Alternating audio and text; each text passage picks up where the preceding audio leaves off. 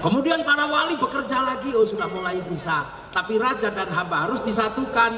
Maka lahirlah konsep baru untuk menyatukan raja dan hamba, namanya konsep musyarakah, yang akhirnya dikenal dengan bahasa masyarakat. Nah kalau sudah bahagi di masyarakat, raja dan hamba tidak boleh saling menindas, maka raja dan hamba saling bertanggung jawab. Konsep hidup bersama yang saling bertanggung jawab dicanangkan oleh Rasulullah dalam satu hadis, kullukum ra'in wa kullukum mas'ulun an ra'iyati. Maka mempersatukan raja dan hamba dalam ruang musyarakah yang saling bertanggung jawab, dileburlah raja dan hamba dalam konsep Rasulullah namanya ra'iyah, yang akhirnya diserap ke bahasa Indonesia menjadi rakyat. Dan satu-satunya bangsa muslim dunia yang sanggup mengambil kalimat ra'iyah untuk menyebut warga bangsanya hanya ulama Indonesia. Nah, kita mau cari yang Islam mana lagi? Itu sudah Islam luar biasa. Nah kalau sudah ra'iyah jangan ribut saling mengkafirkan, karena kafir itu saling menyerang. Kalau hidup bersama namanya dhimmi, kalau sudah saling bertanggung jawab namanya ra'iyah. Makanya kalau sudah rakyat jangan dikafirkan lagi. Makanya tidak ada istilah kafir di peradaban ra'iyah, paling sebutannya non muslim. Loh ini loh. Maka kiai-kiai sepuh nggak ada yang kafir, nggak ada. Itu biasanya yang baru-baru. Iya lah, ra'iyah itu kalau ngumpul bicarakan nasibmu baik-baik. Al-Quran mengajarkan wasyawirhum fil amri, maka pertemuan para ra'iyah namanya musyawarah. Quran. Kalau musyawarah jangan menang-menangan sendiri. Tafassahu fil majalis, fafsahu yafsakhillah, maka ruang musyawarah namanya majelis. Kurang Quran apa? Kalau mau ngangkat pemimpin standarnya wasi'a kursiyus samawat, maka kedudukan pemimpin namanya kursi. Nah karena ini dulu Sunan Ampel membangun musyarakah dengan cara luar biasa, punya murid dikirim ke Palembang namanya Aryo Abdillah, bangun musyarakah ra'iyah di sana. Punya murid namanya Datuk Ribandang, geser ke Sulawesi, membangun peradaban ra'iyah, musyarakah, musyawarah. Punya murid Khatib Dahyan, geser ke Kalimantan, membangun sistem musyarakah ra'iyah. Maka ketika kemudian bangsa ini mampu membangun teritori ra'iyah, musyarakah, musyawarah yang dibangun oleh para wali, maka kawasan yang dibangun oleh para wali disebut wilayah, karena al-wali meninggalkan wilayah, dan wilayah itu dikasih nama Negara Kesatuan Republik Indonesia.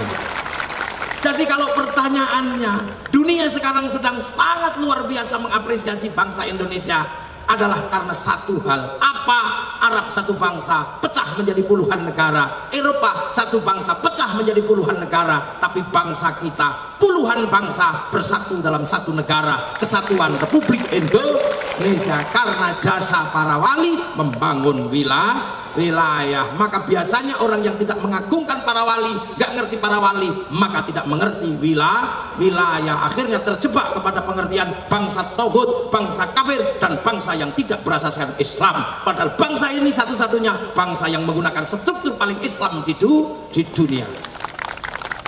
Ini loh. Dan itu bukan bahasa sembarangan, bahasa musyarakah, ra'iyah, musyawarah, tertuang dalam apa? Dalam satu tulisan besar dalam Undang-Undang Dasar Negara Kesatuan Republik Indonesia. Maka situasinya berat. Kita puluhan bangsa jadi satu negara. Makanya jangan membayangkan penyelesaian lain untuk bangsa Indonesia. Kita jangan membayangkan bahwa Hizbut Tahrir akan mampu menyelesaikan Indonesia, karena Hizbut Tahrir didirikan oleh Taqiyuddin An-Nabhani untuk menyelesaikan urusan bangsa Filistin, dan itu pun gagal. Makanya jangan kau bawa produk gagal ke Indonesia. Jangan, itu sudah gagal di Filistin. Kemudian ada namanya Ikhwanul Muslimin, didirikan oleh Hasan al-Banna untuk menyelesaikan problem Mesir, dan itu gagal. Maka jangan kau bawa ke sini. Hizbut Tahrir bukan khilafah tahriri, bukan khilafatun nubuwah, tapi dia khilafah tahririyah. Itu harus dibedakan. Cerita tentang khilafah itu cerita dalam alamatus sa'ah, cerita tentang tanda-tanda kiamat, dan kiamat itu masih sangat lama. Maka kemudian jangan kita bangun cerita kiamat sudah dekat, karena khilafahnya belum ada. Dan khilafah itu tidak mulai dari Indonesia, dia mulai dari Syam. Jadi nggak usah ribut di Indonesia, nggak di sini. Biasa aja. Makanya ya Allah, kadang saudara-saudara kita ini terlalu cepat bayangkan kiamat masih lama. Makanya kalau kemudian kiamat masih lama, maka gagasan khilafah dipercepat biar terlihat cepat, maka dibangun cerita kiamat sudah dekat. Tapi sudah terlanjur bangun cerita Dajjal, tapi kiamatnya masih jauh, Dajjalnya nggak keluar-keluar. Karena Dajjal nggak keluar-keluar, akhirnya makna Dajjal berubah. Yang awalnya bermata satu tulisannya kafir, sekarang ada Dajjal dimaknai Amerika, dimaknai Cina. Jangan begitu. Kiamat masih jauh, masih panjang, masih ada santri yang berzikir, masih ada pondok pesantren. Nah, inilah yang kadang nggak kita pahami, ya. Maka jangan bawa-bawa cara penyelesaian. Hizbut Tahrir nggak bisa menyelesaikan Filistin, jangan dianggap bisa menyelesaikan Indo. Nggak sanggup. Sana satu bangsa jadi puluhan negara, kita puluhan bangsa jadi satu negara kesatuan Republik Indonesia. Maka penyelesaiannya penyelesaian bersama. Bendera penyelesaian Nusantara adalah merah putih, bukan bendera NU. Kalau bendera NU yang miliki cuma orang NU. Bendera Muhammadiyah punyanya orang Muhammadiyah. Bendera Coca-Cola punyanya orang Coca-Cola. Tapi yang mempersatukan bangsa ini itu merah putih, karena puluhan bangsa. Belanda paling marah sama merah putih. Merah putih berkibar, ditembak.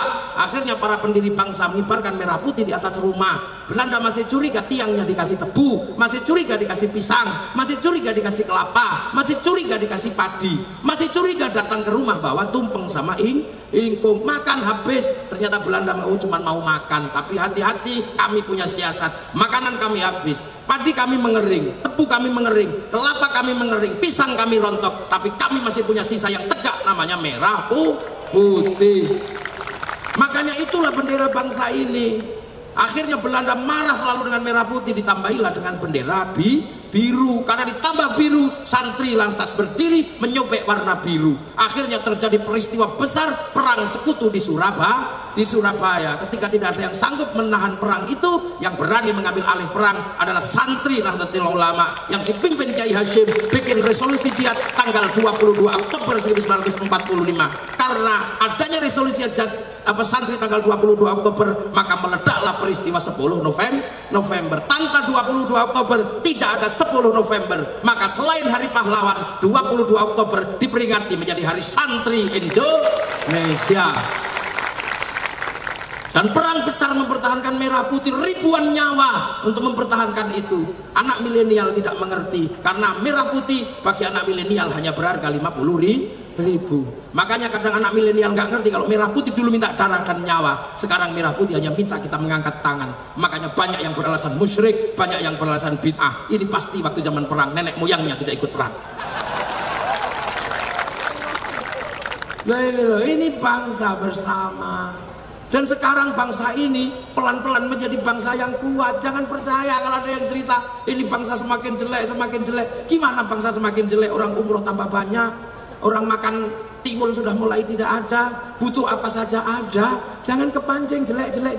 Untuk apa? Biar kita meriang, akhirnya kita mati. Ya, karena bangsa ini dari dulu menjadi mimpi semua orang. Bukan cuma kita yang bermimpi memiliki bangsa ini. Dulu ada bangsa besar namanya bangsa Yunani, punya Tuhan namanya Zeus, punya istri perempuan namanya Hera. Antar Tuhan menikah punya anak Hercules. Itu punya bangsa besar. Itu kemudian Plato bercerita ada negara namanya Atlantis, tapi Atlantis ketika ditanya di mana, dia sebut Atlantis sudah hilang.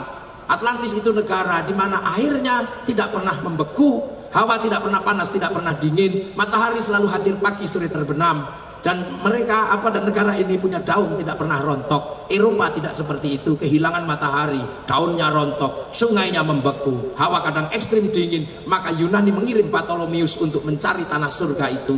Ptolemaeus menemukan kawasan namanya Argir atau Jabadiu.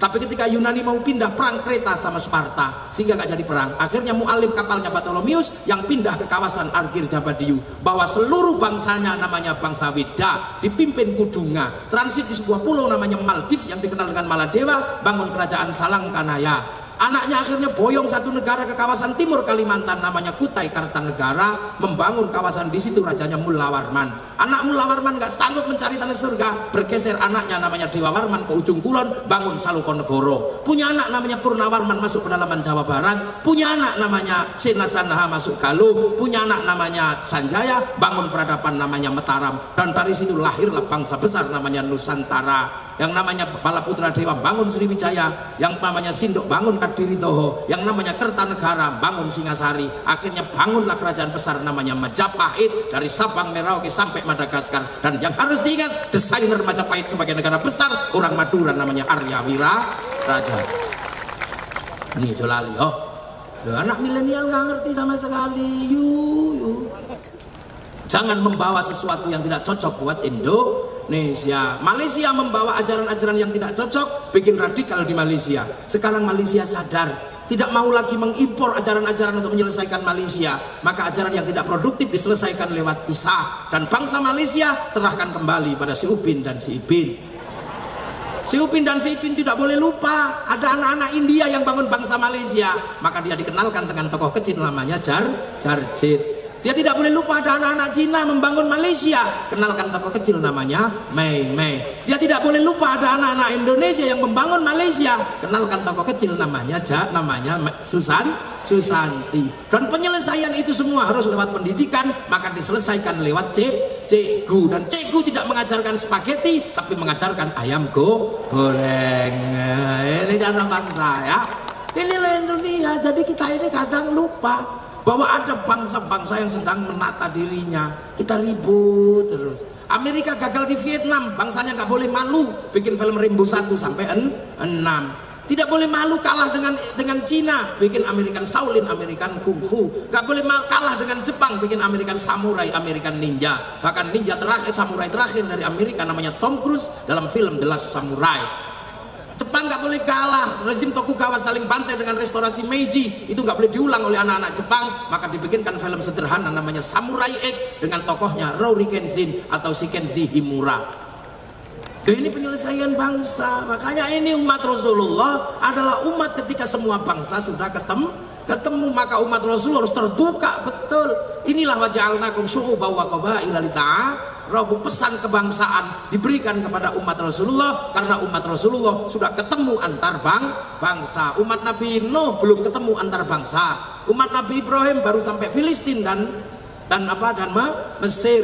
Umat Nabi Musa baru sampai Mesir dan Filistin, belum sampai Kangean, belum sampai Sumeneb, belum sampai Pamekasan. Tapi umat Rasulullah sudah sampai di mana. Bahkan umat Rasulullah malam hari ini ketemu dengan semua bangsa, ketemu dengan orang Eropa. Kenapa? Karena orang Eropa ngirim Apple. Kita ketemu dengan orang Korea ngirim Samsung. Ketemu dengan orang Jepang ngirim Mac. Kaum muslimin nggak bisa haji kalau hari ini tidak berhubungan dengan Yahudi, karena Yahudi yang bikin pesawat. Kalau nggak mau berhubungan dengan pesawat Yahudi, kita pergi haji renang.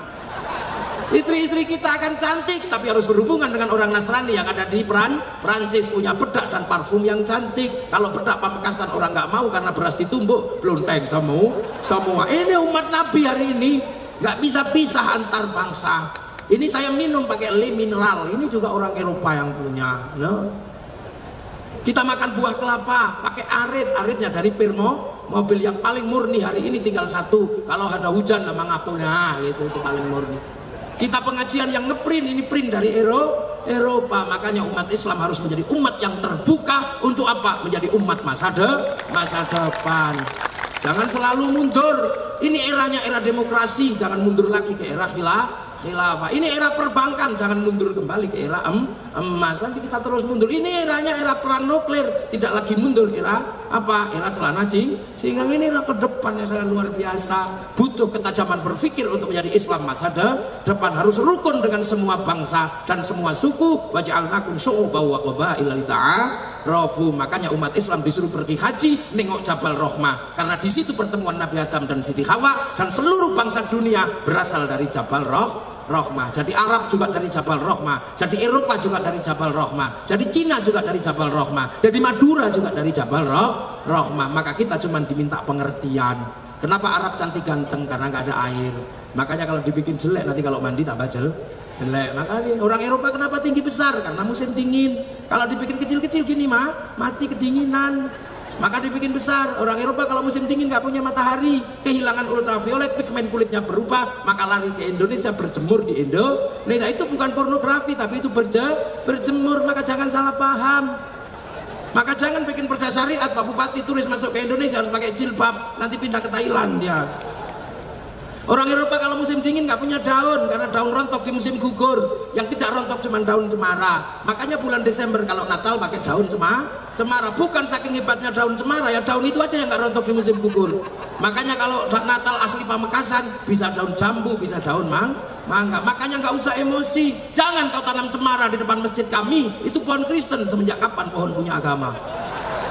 Ini pengertian besar umat Rasulullah untuk menjadi umat masa depan. Nah, inilah yang disyukuri oleh Pak Bupati malam hari ini sesungguhnya adalah kita punya iman dan punya bangsa. Orang Myanmar menabrak orang Rohingya karena orang Rohingya tidak punya bangsa. Suku Uighur di Xinjiang nggak punya bangsa, ditabrak sama orang Cina karena nggak punya negara. Suku Kurdi nggak punya negara, diobrak-abrik sama orang Timur Tengah. Suriah punya iman tapi nggak punya keamanan, punya aman wa amilus sholihat tapi tidak punya baladil. Amin. Nah ini kita punya dua-duanya. Berbahagialah menjadi orang Indonesia, punya tanah air dan bangsa, punya iman amma ba'du.